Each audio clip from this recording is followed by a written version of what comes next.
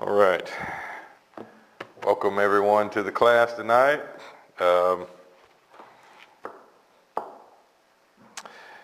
We're in Paul's letter to the Galatians. We're in chapter 5. Before I get started, let me just make a couple of announcements. The first announcement is that we will not be having a live Sunday session from here this coming Sunday. And the reason is that no one really, maybe one or two people will be here, but not the ones who run the computers and are able to get the broadcast out to you. So we're going to not have that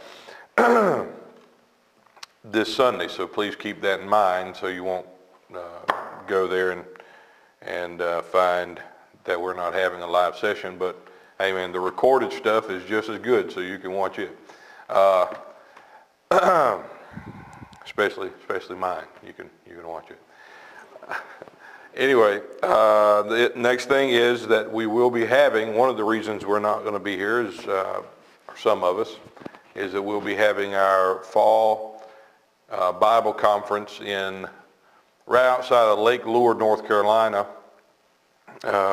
this coming weekend. It'll be Friday, starting at around 7 o'clock Friday night, and ending at noon on Sunday.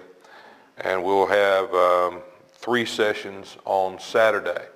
So we're looking forward to being there and having a really good time in the Word and fellowship, and just expecting a great time in seeing the Lord. So if you're interested in going there, all the information is on the website. We're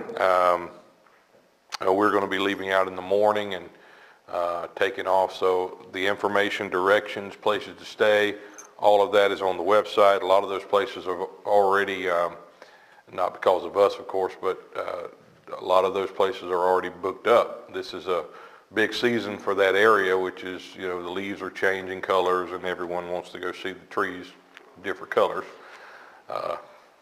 God knows why, but they do. So anyway, that's where we'll be. All right, let's get right into the lesson tonight.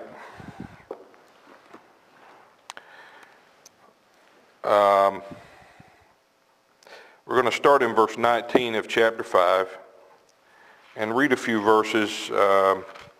These are really important verses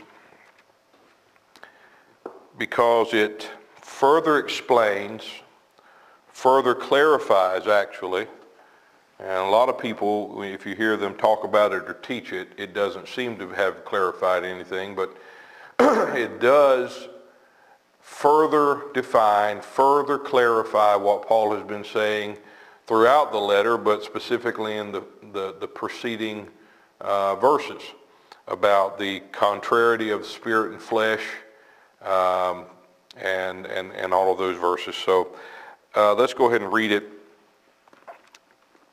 Now the works of the flesh are manifest, which are these: adultery is not there, actually in the original. Adultery, fornication, uncleanness, lasciviousness, idolatry, witchcraft, hatred, variance, emulations, wrath, strife, seditions, heresies, envyings, murders, drunkenness, revelings, and such like, of which I tell you before, as I have also told you in time past, that they which do such things shall not inherit the kingdom of God. But the fruit of the Spirit is love, joy, peace, long-suffering, gentleness, goodness, faith, meekness, temperance. Against such there is no law, and they that are Christ have crucified the flesh with the affections and lusts. I'll stop there. Now, these are several verses that, you have to combine together, but what we have to understand, I have to preface what I'm going to say by saying that these things, just like most of this letter, if not all of it, have to be understood in the light of, in the context of Galatians 2:20. I am crucified with Christ, nevertheless I live, yet not I, Christ liveth in me. It has to be seen in the light of that distinction. Not I, but Christ. Because Paul here is going to divide, describe in the most specific and vivid of terms the distinction and the difference and the great enmity between two men, two creations, two kinds, two seeds. Okay?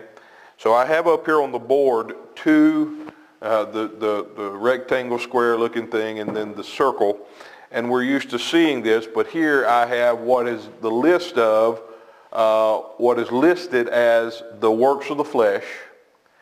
And here what is listed as the fruit of the Spirit. And neither of these are exhaustive in their description.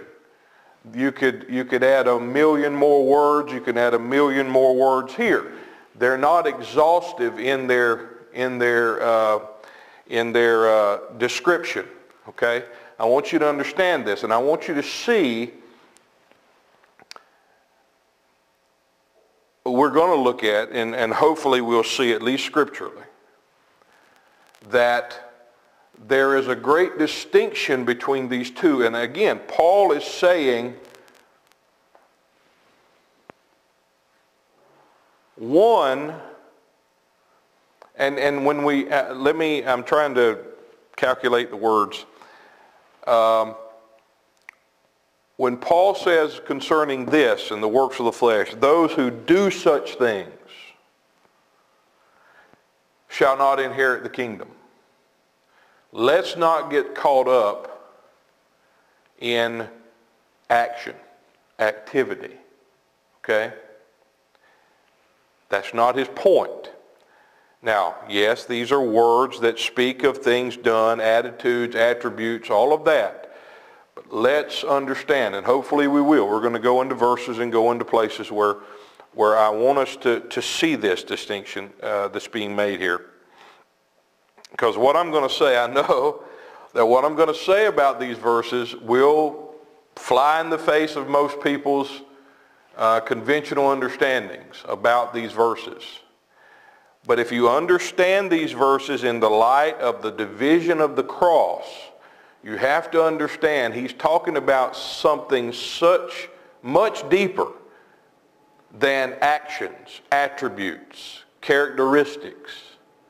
These are actually descriptive terms with regard to a certain life, to a certain kind, to a certain man. And we're going to see that none of these terms are interchangeable. And that will throw people off right there. This is one of the things that's going to be controversial. But you cannot speak of the works of the flesh and think of them or speak of them as constituting a bad, I wrote here, of a bad me, and then come here and speak of these things, the fruit of the Spirit, as a good me, as a better me, as a spiritual me. Okay? That's not what Paul's describing here. You cannot describe it in that way and keep any spiritual or scriptural integrity. You have to see this in the light of the division of the cross. Because the cross does not make this better. The cross crucifies one and leaves one remaining. There's a division. The cross doesn't just block bad things. It does away with the only thing that's bad, and that's me. That's you. That man. Okay?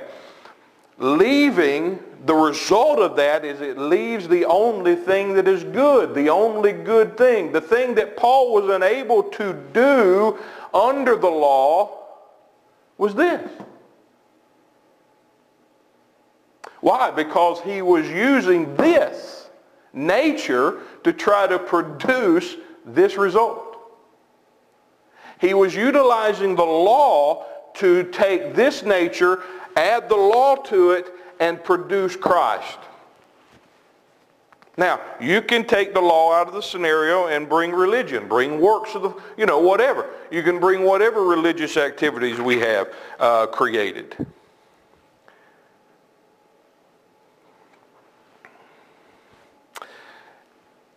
Now, to clarify some things. I know I've already made some big statements already that I need to clarify, bring some things into perspective.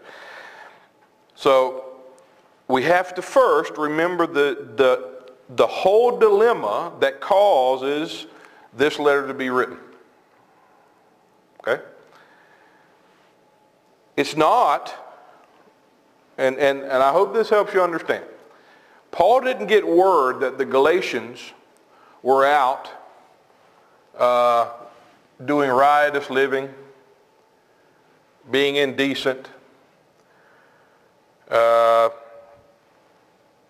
jealous, image worship, drunks. That's not what he got word of. He got word that Judaizers had come in and were causing them to look to the law as a means of righteousness. So Paul is not here to correct activities. He's here to bring and declare a division that God has already wrought. That in going back to the law, you are living in contradiction to this division.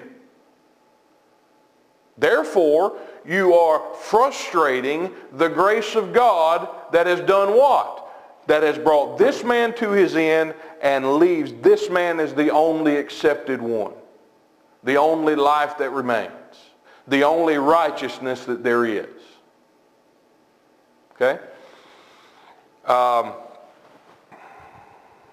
So Paul is addressing those who are being deceived into leaning upon their observance of law in order to obtain righteousness or to attain a right standing with God or relationship with God. He's addressing those who have a spiritual ambition but no spiritual discernment. Those who have a zeal but no knowledge. He says that about the Jews, Israel, his brethren in the flesh. How his heart was grieved because they had a zeal for God but not according to knowledge. Therefore, they went about to establish their own righteousness, being ignorant of the righteousness of God. Because I'm getting ahead of myself in saying this, but let me just say it. This is my righteousness. This is me as righteous as I can be. I know that just seems so wrong, but it's not.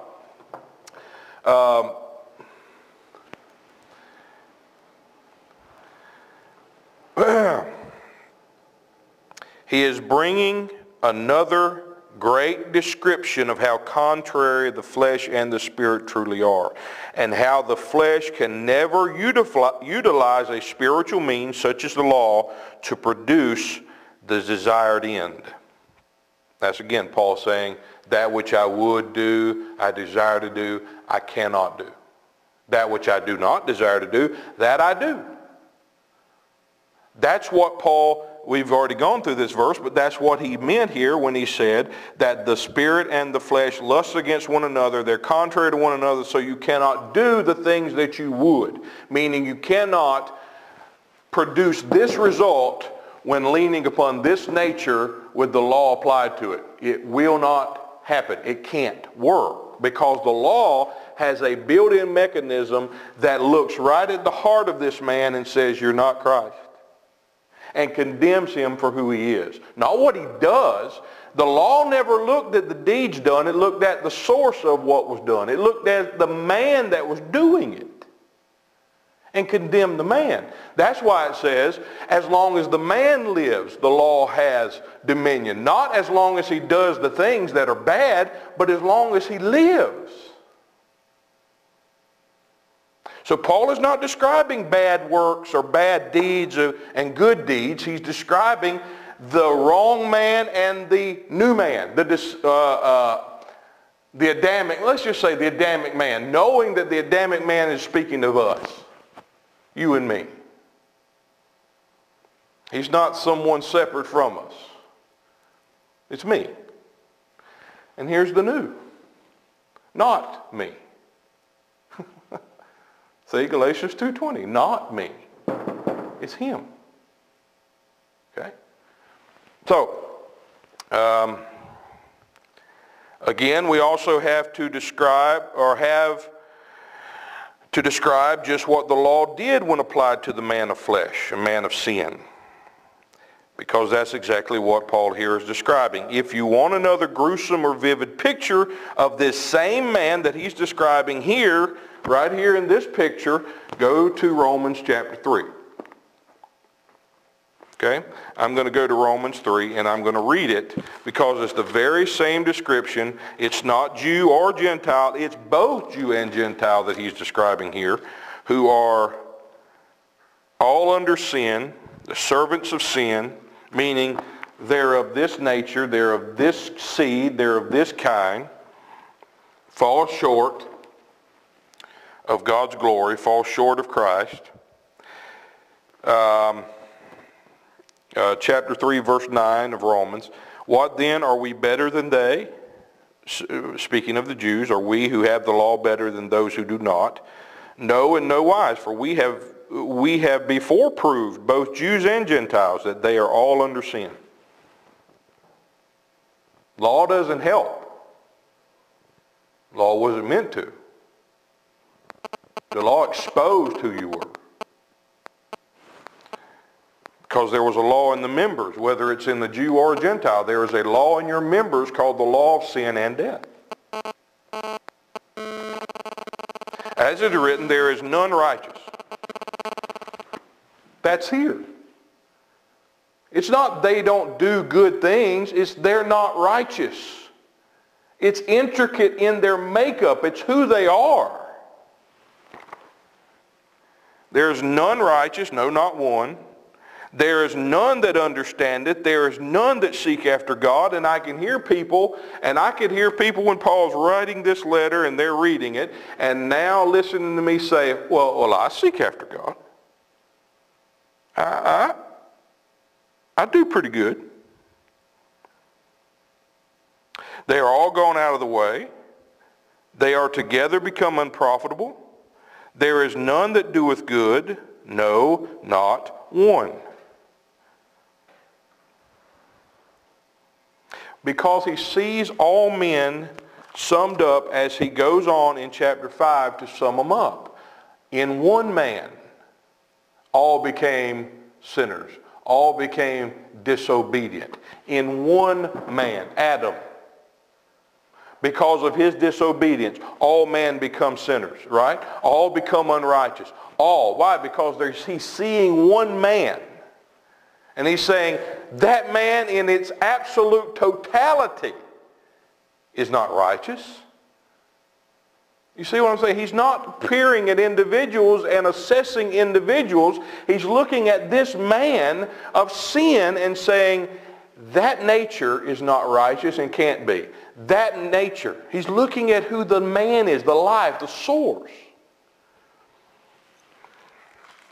He goes on, whose mouth is, the throat is an open sepulchre. With their tongues they have used deceit, poison of asps under their lips. Asps is under their lips.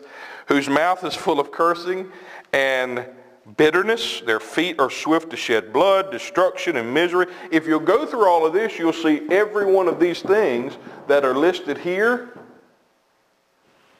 is described here. Not in the same words, but in the same nature being described here. Destruction, misery are in their ways. The way of peace have they not known. Why? Because here's peace right here. There's no fear of God before their eyes. Now we know that the things soever the law saith, said to them who are under the law, that every mouth may be stopped and all the world may become guilty before God. Therefore by the deeds of the law there shall no flesh be justified in his sight, for by the law is the knowledge of sin. It's the same thing we're going to see here in a minute. But now the righteousness of God without the law. We're going to get into Matthew 5 in a second. We're going to see that righteousness without the law is manifested, being witnessed by the law and the prophets. In other words, the law and the prophets declared the coming of this righteousness. The law itself declared a righteousness to come. It was never a means to receive it or to obtain it. Even the righteousness of God, which is by faith of Jesus Christ, unto all and upon all them that believe, for there is no difference. For all have sinned and come short of the glory of God. Now, it's the same, and again, that's the same man being described in Romans 3 as is being described here in Galatians 5, in these works of the flesh. Now, you go to Hebrews 2, and you'll see the disappointment, or Paul describing, what is man that you're mindful of him? Why do you even fool with man? He's not. He hasn't measured up to anything that you desired for him. And see, we could get in the mully grubs, and religion tries to remedy that situation and says, yes, he doesn't measure up yet. But if you come here and you learn the steps, you will achieve that place. No, there is no remedy for that. He will never measure up. No, not one. Will any ever measure up to what you want, God? No, not a man. No man will, ever. There's no remedy for that man. What's the only remedy that Hebrews 2 gives? But we see Jesus. We see Jesus. Man was never the intended end of this thing. Jesus was. Man was never the mark laid out, the thing set forth by God as the intended goal and end.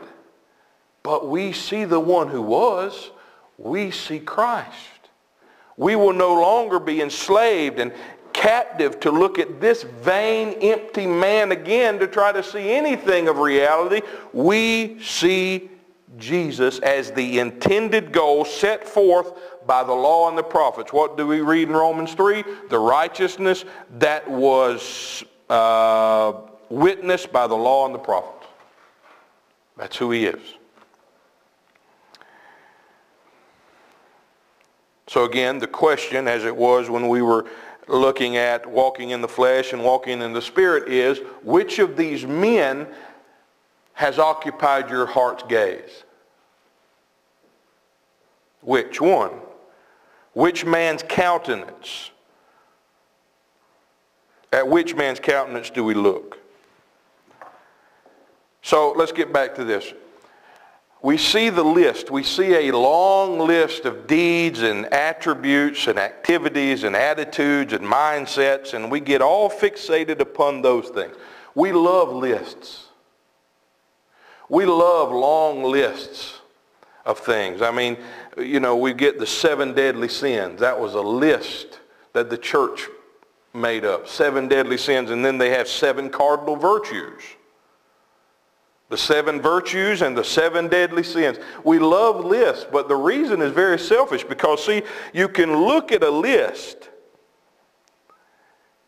and we can look at that list and we can check off what we do or do not do. And it makes us feel pretty good about ourselves. A bad list, we check at how few of those things we do. A good list, we try to check off as many as we can. Oh yeah, I'm pretty happy. I got joy. I'm patient. I'm kind. I'm good. So we check the check. You know, we put a check by that. And it's just it's a real heyday for self-righteousness. But this is not a list of good and bad deeds to compare against ourselves. Paul is contrasting two men here. Two kind, two seeds. And none, let me look at this. Look at this. I'm going to draw this. This is going to look funny. Everything I draw looks funny. But let me just...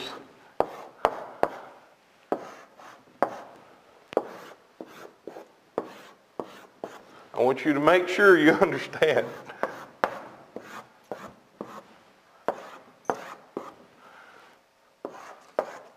Can't have him missing an arm. We're talking about two men.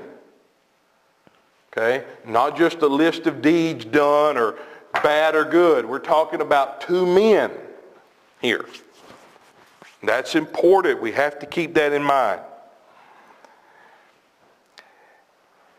And I begin to see, here's something important. We have to understand. I hope you understand it when I say it. That, I wrote it down here. None of these listed attributes, whether on this man or this man, none of the attributes or the descriptive terms of life, okay, can ever be separated from the man unto whom they're attributed. You understand? They cannot ever be separated from this man. These things will never be separate from this man. And these things will never be separate from this man. This is Christ. This is me. Patience, kindness, goodness, faithfulness, humility, love. We can spend all night listing the attributes of Christ, right? In words, in terms, in phrases. And all I'm saying is, not one of those terms, not one of those phrases will ever be truly seen outside of who he is. They can never be separated from him. See that? Neither can these ever be separated from me. None of them. Now, see, the religious game is different. Let me read some of these things before we get to that. The works of flesh is actually the attributes or descriptions of the nature of the Adamic man. The fruit of the Spirit is the description of the nature and character of Christ. It is who he is by nature. It's a description of his life, who he is in his very being. So what we see here is Paul opening up a great contrast in the most vivid terms possible, further defining or clarifying previous statements such as, these are contrary one to the other, so you cannot do the things you would. He's demonstrating in the most contradictory terms and characteristics the contrariety of these two men. Now,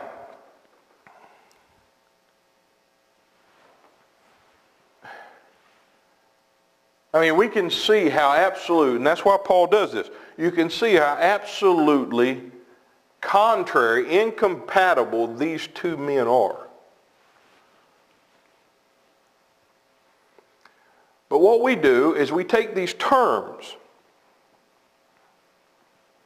and here's the religion. Here's what happens when religion. And I began to see, years ago I did a class called The Deceived Man, and it was based upon this very thing, where Paul says, if any man thinks he is something when he is nothing, he is deceived. He has deceived himself, or something the way it's said. It's in chapter 6 of Galatians, and I think it refers back to this.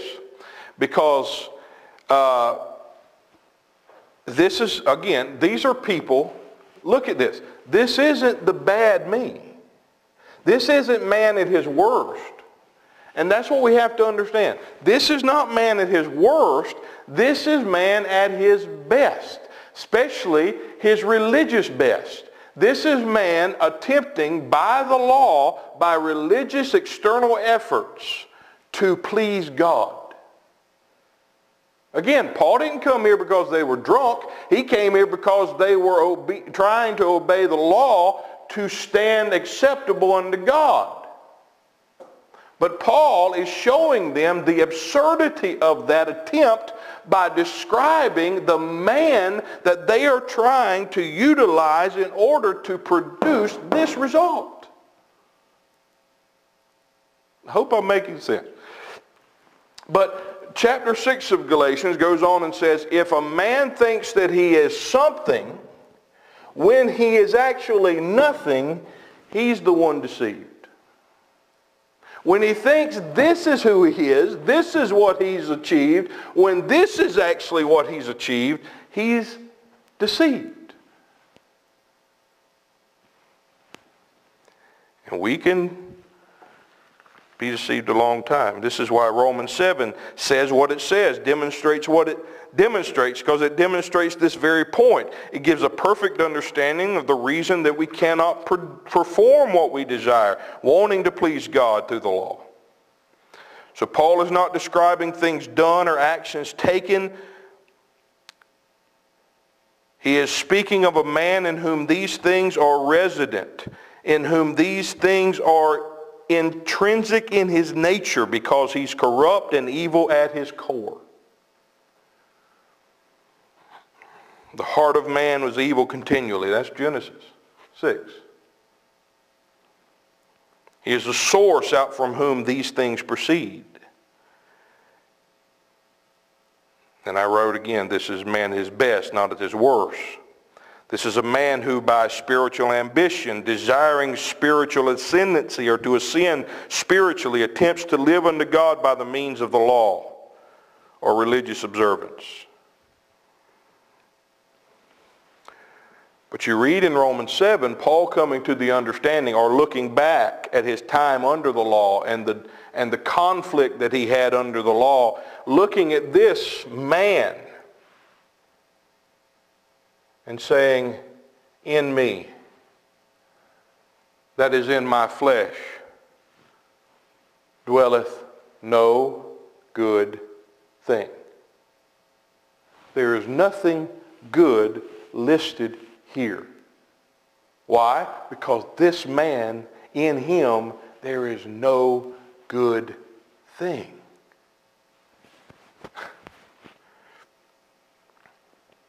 But see, what we do is we say, okay, yeah, I mean, I have impure thoughts every now and then, and I am jealous at times, but I'm still pretty kind, and I'm a good person. No. See, that's not the way it works. That's how we do it. These things are incompatible. They'll never, see, flesh and spirit never works together, never comes together, neither do the attributes. This is who I am, this is who he is. These things never combine. I never receive his attributes. Salvation is not getting less of the square attributes and more of the circle attributes. That's not what salvation is. Salvation is this man is crucified and this man now lives in me as my life made unto me everything he is and I'm not. Everything that I could never be because look what I was working with. That's the division he's making here. That's why I said the attributes described and pertaining to each man will never be separated from that particular man or that respective man.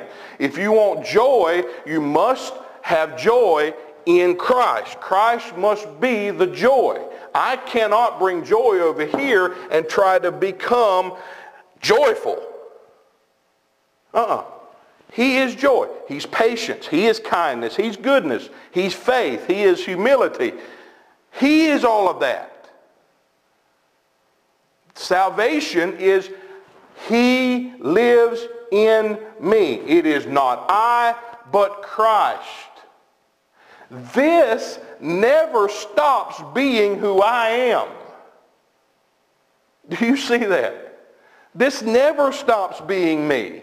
This never ceases being Him.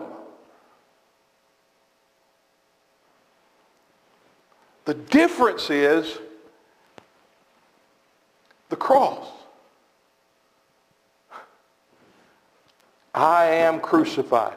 I am put away. I am no longer in the picture. Christ liveth in me. Made unto me all that He is. That's the distinction being made here.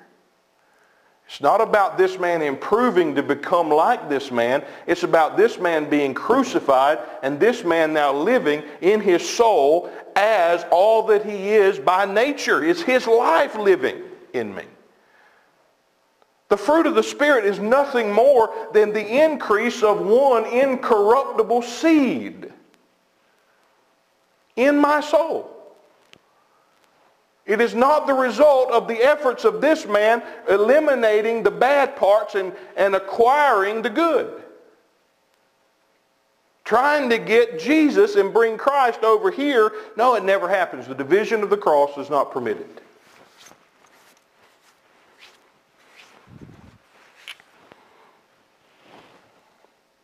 We suppose salvation to be a means to help us acquire and practice more circle attributes and activities than square attributes and activities. But Paul says, when I attempt to do the things that are intrinsic in the circle, evil is present.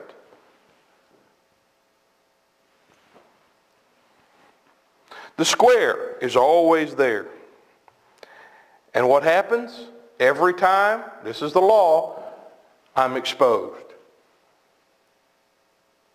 That's who I am. I'm condemned. That's who I am. And who am I? Not Him. Not Him.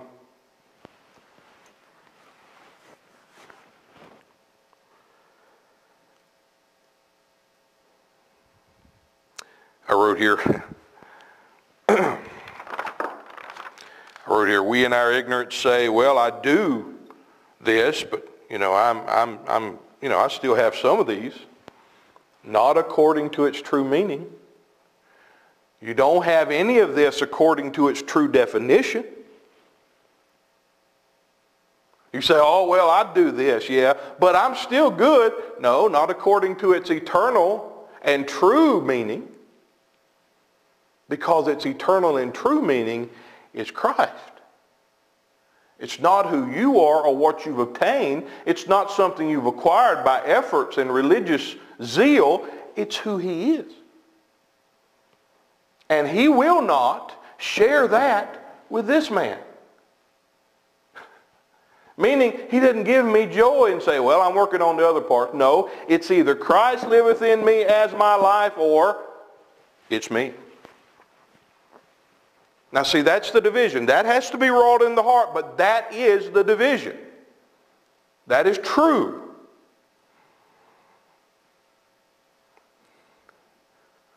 See, we say, well, I could do that. I can be patient.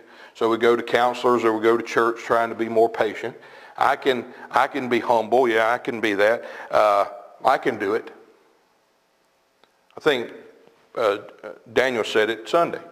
The law was this big thing that said, you cannot do it. And that's exactly what Paul's saying here. You can't do it. It's not going to happen. What you've done when you think you can is believed the lie. You are believing the same lie that has been from the beginning. So, let me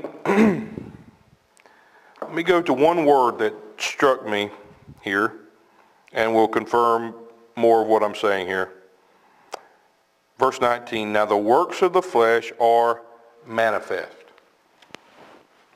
Manifest. That's the word. By what? Manifest. That means made evident, made clearly known, clearly seen.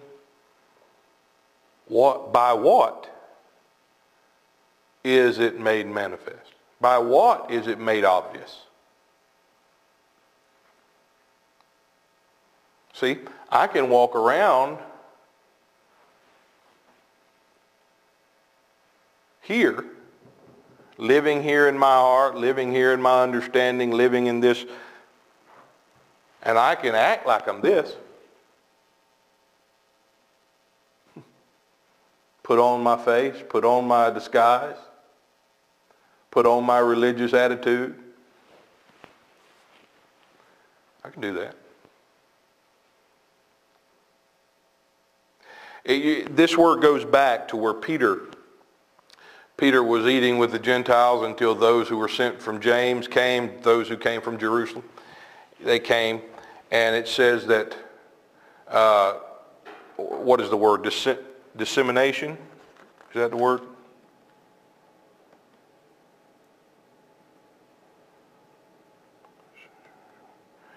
It says dissimulation. He withdrew himself. He separated himself, fearing those who were of the circumcision. And it says that the other Jews dissembled likewise, and even Barnabas was carried away with their dissimulation. That word means hypocrisy, right? It means hypocrisy. The word hypocrisy means to have a mask on, disguising yourself, disguising who you truly are, and putting on a garment or a mask so you can act like you're someone else. It was used as actors on a stage, when they would act, they would wear masks, disguising who they were and reading the lines and performing the actions of someone else. It was a big disguise. It was not real. So if you look at that meaning and you go to where it says, now the works of the flesh are made manifest, and you say, by what? Well, we'll get to that, but here's the word manifest. It is the word, and we all know this word when I say it, but we all see it in the light of good. We all see it in its good light, but this is not a good light. What struck me was the word was phanero. Everyone knows that word, especially who listens to Brother Lumen. Phanero. I don't know if that's how you say it. But phanero in the Greek speaks of appearing. The appearing of Christ. Many times it's phanero. And that's good, but then the Vine's dictionary takes it to a whole different level that speaks volumes here in this verse that we're concerned with in Galatians. He says that phanero means appearing. But he says, however, a person can appear in a false guise or disguise, not disclosing who he truly is. But to be manifest in this way is to be revealed in one's true character, who you truly are by nature. You can't hide this. No disguises, no acts. This is who you are by nature. So, the works of the law are manifest. What does that mean? And by what is the works of the flesh, or this man, made obvious?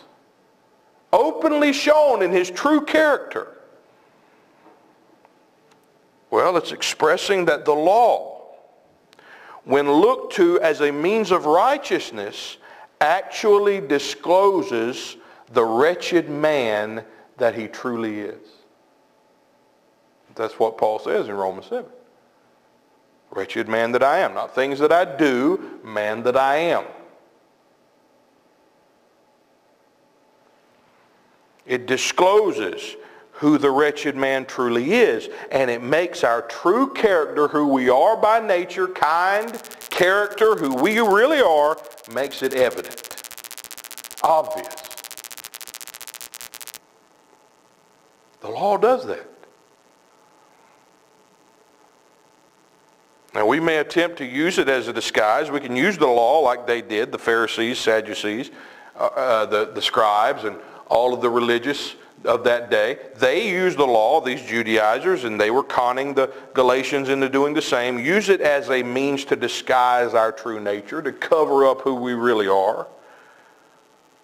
But the law in its very makeup will expose, make manifest who we truly are. It will make manifest the nature of the man who stands before it.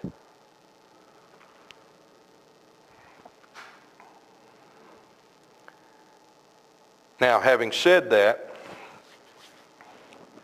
I mean, when Paul says works of the law here, I mean, we can't excuse the fact that, or go over the fact that he says it in different ways. Some places just works. Sometimes it's works of the flesh. Sometimes it's works of the law. He also talks about casting off the works of darkness. It's the same thing. It's the works of darkness because it is the works that proceed out of the darkness of the human heart. The darkness of who we are. Whether, I mean, in doing the things that we do, religious activities and everything, trying to get here, trying to perform and be this is present. This is who I am. So what's the answer to all this? Well, let's go a little further before we see that. Matthew chapter 5. Matthew chapter 5, starting in verse 20. Well, yeah, verse 20.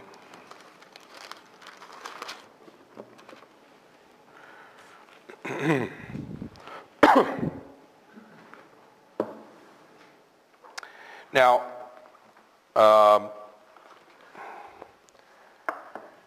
to preface verses 20 through, we have to go to verse 17 because Jesus says something that's important to go to before we get in these other verses. Says in verse 17, do not for a, this is the Weymouth translation of this, do not for a moment suppose that I have come to abrogate the law or the prophets, that's to destroy them. I have not come to abrogate them, but to give them their completion. To give them their completion. In other words, they had an intention when they were given of God, there was an intention, there was a completion, there was an end in their view, and he says, I am come to give them their intended completion. Not just to destroy them as if they were not valid, because they were. The law is spiritual, Paul says. I am carnal. Isn't that what he says? I am carnal. The law is spiritual, meaning that the law not only had spiritual or origin or source, it had a spiritual fulfillment intended for it, which was the coming of its spiritual origin or source. And that's who this is. That's who Paul is describing here. And we'll get to that because he says it in the verse. So go down to verse 20, and Jesus says something very important. Except your righteousness shall exceed the righteousness of the Pharisees, you shall in no case enter into the kingdom of heaven. Now, Jesus, this is important because Jesus is about to expound in these verses in chapter 5 of Matthew a righteousness that exceeds that of the Pharisees and the scribes. So what is the righteousness of the Pharisees and the scribes? It's the law. It's the law. Law observance. Paul says the same thing, remember? Be found in him not having mine own righteousness, which is by the law. That was Paul's righteousness, who was a Pharisee of Pharisees, he says. The law was his righteousness. And that is the righteousness of the Pharisees. It was an assumed external righteousness. That was the righteousness of the law. That's why I'm saying, this is me righteous. Do you see now why the scriptures say my righteousness is as filthy rags? Righteousnesses are as filthy rags.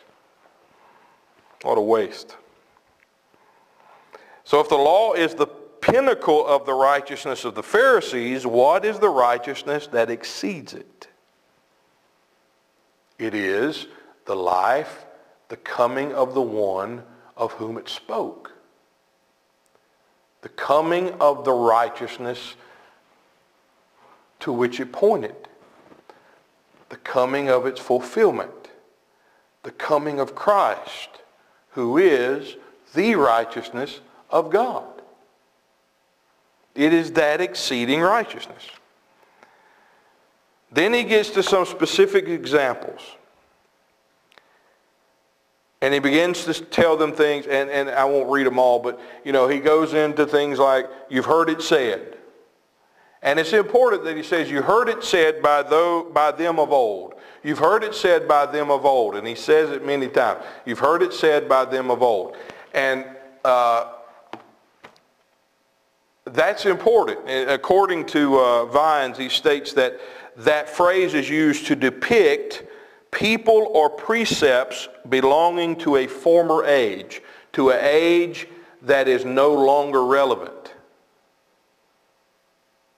So Jesus is about to show a division between two ages here, between two covenants, between two laws, the law of Moses and the law of the Spirit of life in Christ. He's about to show himself as the embodiment of a new and exceedingly great age, and consequently the end of the former age. He is the end of the law for what? Righteousness. So that righteousness could now truly be the result. Now we could truly know and partake of righteousness. The righteousness that was without the law has come, that he may live in us, that we may partake of the righteousness of God by faith, that we may see and know him and live by him as the righteousness of God.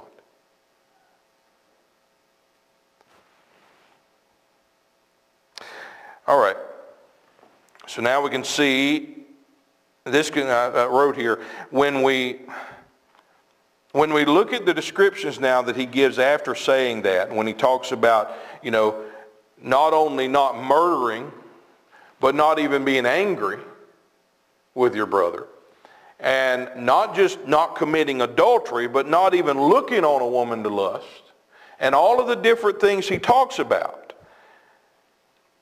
that can seem rather awfully condemning to someone that's attempting to apply such a righteousness to this square.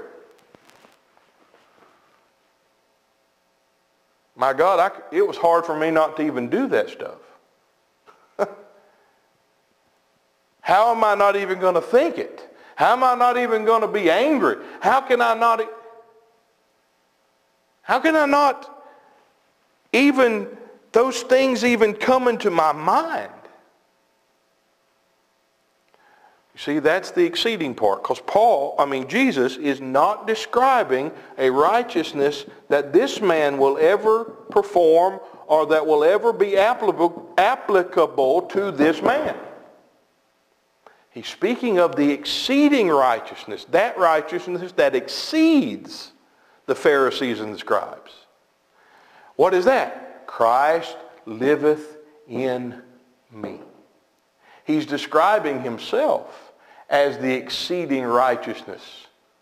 He's describing who he is by nature, by life. Look at this. There is nothing of anger. There is nothing of lust. There is none of that here. But that's all that's found here. He's describing who he is.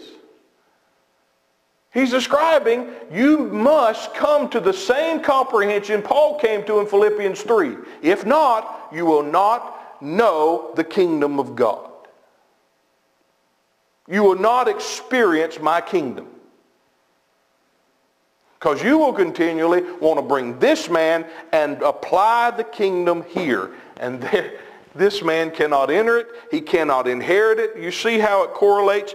Matthew 5 says that, where does he say here?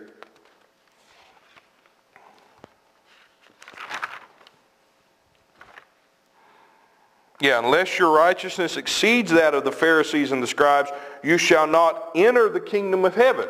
Now, Paul in Galatians 5, where we've been, he says this: the man who does these things, talking about the works of the flesh, the man that does these things shall not inherit the kingdom of God. It's the same thing. Now, again, don't get caught up in doing. If the word there actually means habitually out of nature. Habitually out of character. It's who he is by nature. He cannot stop doing it because he's doing out from this as his source. It's who he is. That man who habitually is here, that this is who he is, and he habitually works out of this nature, this life, he cannot inherit the kingdom. It takes you back to chapter 3, chapter 4 of Galatians, talking about who the true heir is, to whom does the inheritance belong, to whom is the promise made? To the seed. Right here. To the seed. The inheritance belongs to the seed. What happens? What's actually going on when religion gets a hold of this man, and this man is convinced that by religious work and zeal he can obtain to this and become like him? He's attempting to steal the inheritance from the one to whom it belongs.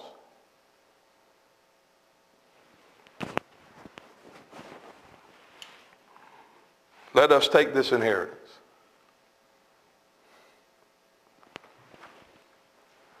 Truly be an heir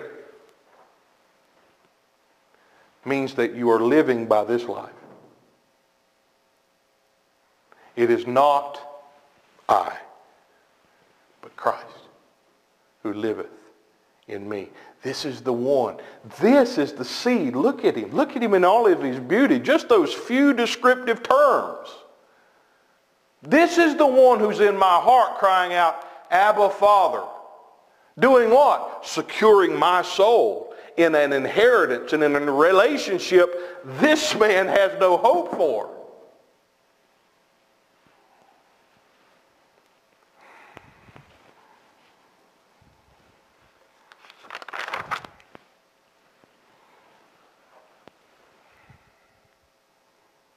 Those that do such things shall not inherit. Flesh and blood shall not inherit. Now what Paul says, he goes to another place. He goes in another place and says this. And this is talking about the resurrection, which he shows the transition from the first man who is earthly to the second man who is the Lord from heaven. And he says this about it. He says, for corruption shall not inherit incorruptibility. Meaning, this man will never inherit the attributes in the life of this man. This man has to be put off, this man put on. It's what it says, put off the corruptible, put on the incorruptible. It's one lives and one doesn't. One remains and one is no longer. So when Paul lists the fruit of the Spirit, of course he's going to say, having said all he said about this man, and he can inherit the kingdom, and the works of the law make evident and manifest his nature and true character. Then he says of this man, he says, against this, there can be no law. No law can be brought against this. Why? It's the life of which the law testified. It's the seed himself living in me, the incorruptible seed living in my soul. And then he goes in the next verse, and we'll go on with that verse. We'll pick up and look at this verse closer in our next class. But he goes here, and here's the answer to the whole thing. They that are Christ's have crucified the flesh with the affections and the lusts. Man, the church has perverted that and just made it a dying to self message. Oh, we got to die to self. We got to crucify the old flesh. Well, I remember reading a lot about Martin Luther before the Reformation, and I know he used to beat himself with whips. He used to starve himself. He used to do all the asceticisms that he was taught to do, and it never worked. And finally he come to understand. You're justified by faith. Faith is him living in me. Not I. That's faith in its absolute purest. Now, Martin Luther may have not ever understood this part, but in its purest form, in its purest definition, faith is not I, Christ liveth in me.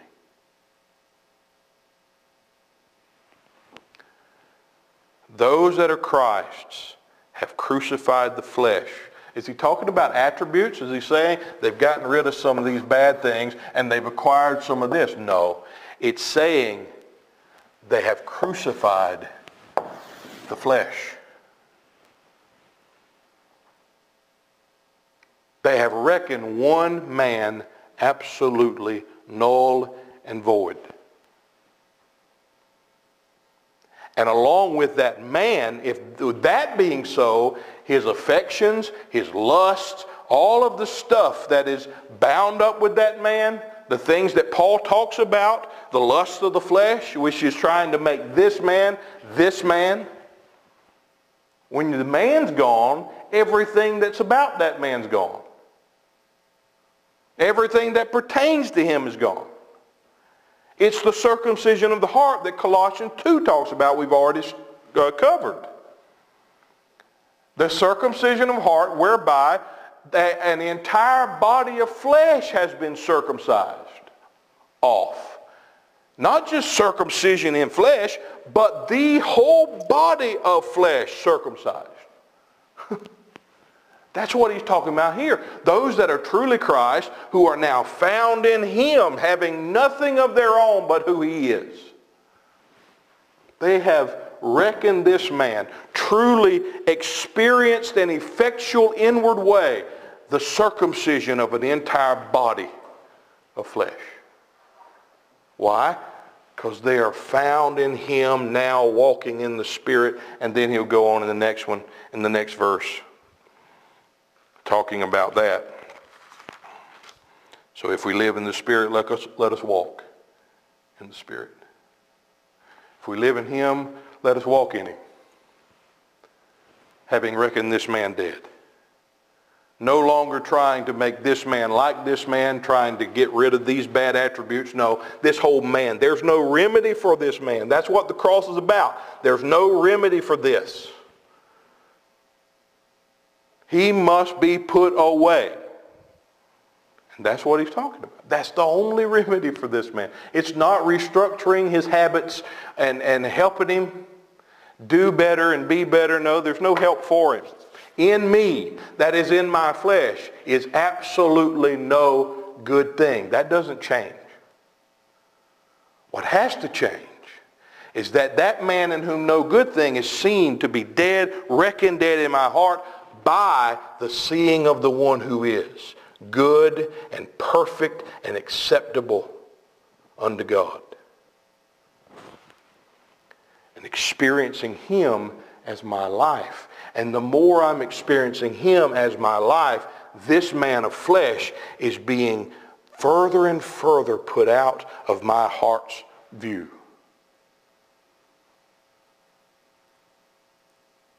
All right. I'm out of time. And some of us have to pack. I appreciate you being with us tonight, and let me hear from you if you have any questions, comments, or concerns for my sanity after hearing this. But we will pick up in these verses in our next time together. Amen.